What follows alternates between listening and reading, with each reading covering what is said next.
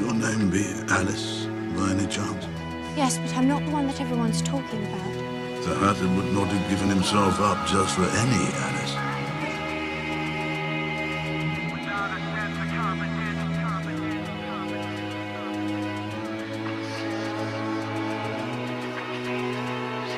From the moment I fell down that rabbit hole, I've been told what I must do and who I must be.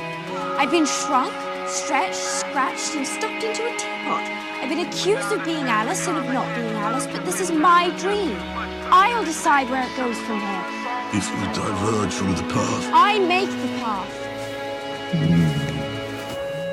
It's no use going back to yesterday, because I was a different person then.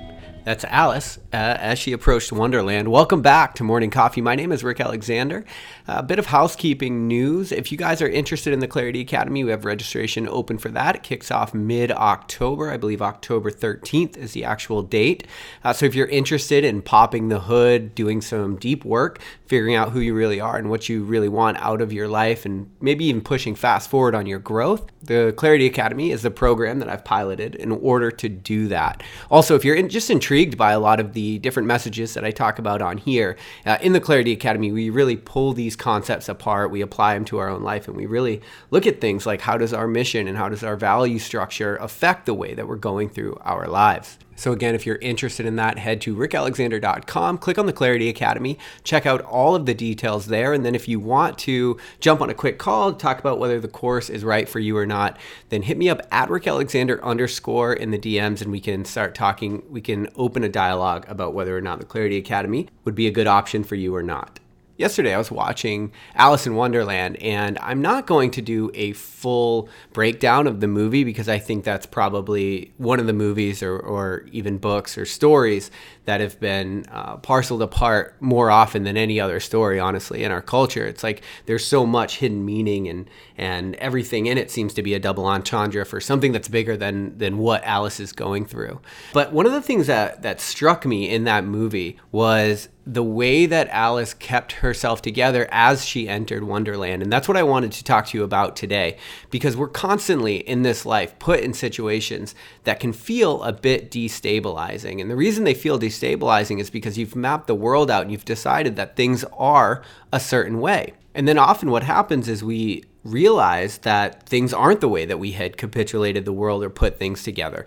And in that moment, how we react, it actually has a lot to say with whether or not going forward we have any kind of semblance of peace or growth in our lives or not.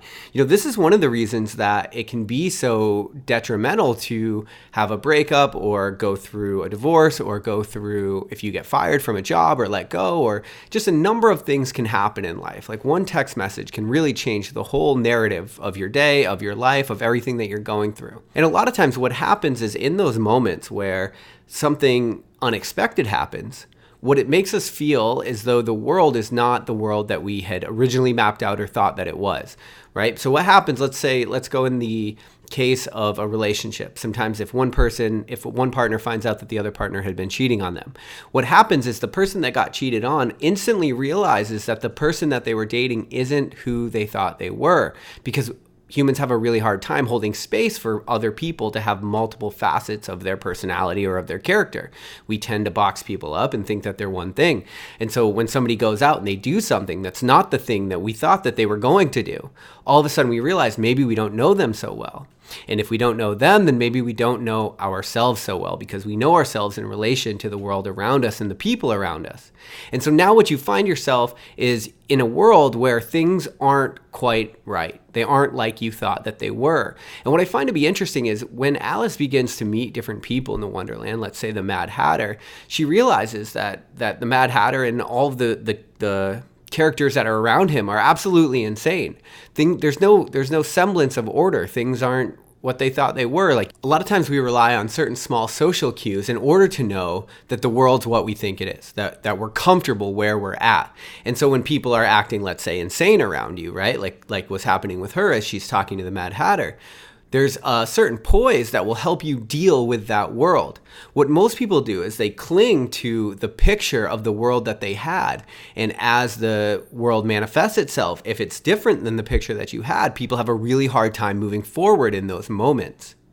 And so what I noticed in the way that story unfolded is that the way that Alice approached this wonderland, this new world, was with a combination of courage and curiosity. And to be bravely curious in a world that you don't understand is no easy undertaking. But I do think that that's probably the most correct mentality that you could take, or disposition that you could take toward a world that is different than the one that you thought it was. What most people do is, instead of accepting that the world is different than they thought it was and trying to understand how it now is, what most people do is they try to go back to making the world what they wanted it to be or what they thought it was at the beginning. And so what would happen there is, if Alice took that, there's a lot of moments throughout the beginning of the movie where Alice is saying, well, this is all just a dream. It's all just a dream. I know it's going to go away. And that's a lot of times how we deal with a reality that doesn't match our own, right? Instead of trying to learn how the new world is, what we end up doing is we end up getting stuck in that spot, just trying to capitulate our picture to make the world that we're in match the way that we had thought the world was.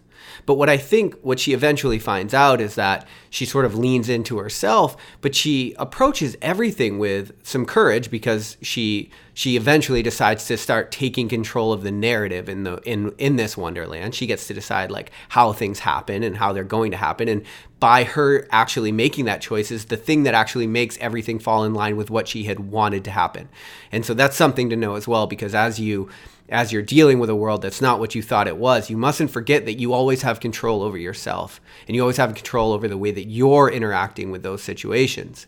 And now her innate curiosity, which is kind of alluded to throughout the movie, serves her well in the Wonderland, because she starts figuring out that there's more to it than she thinks. There's actually a whole quest that needs to take place in this new world. And if she wasn't curious and open to the fact of that happening, perhaps she would just stay stuck in this moment where she was just trying to wake up. And of course that would have been to no avail, because it wasn't actually a dream. And I think that's the correct disposition toward our lives these days. Look, anything could happen that could change your life in an instant, right? And in that moment, the world's not going to be what you thought it was, because the world is ever evolving, but your picture of it is slow to evolve. Until it has to, it normally doesn't.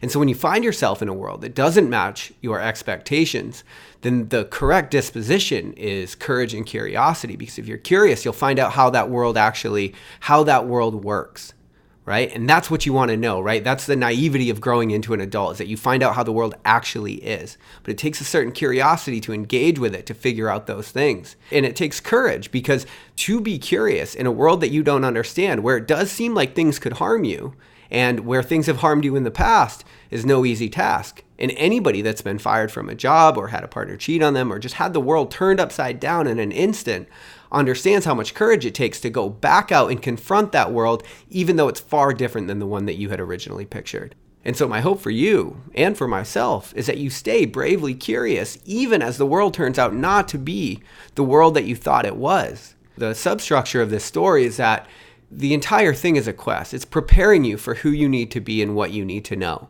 But it takes a certain bravery and a certain curiosity in order to stay engaged and to learn those lessons and come out on the other side a better human.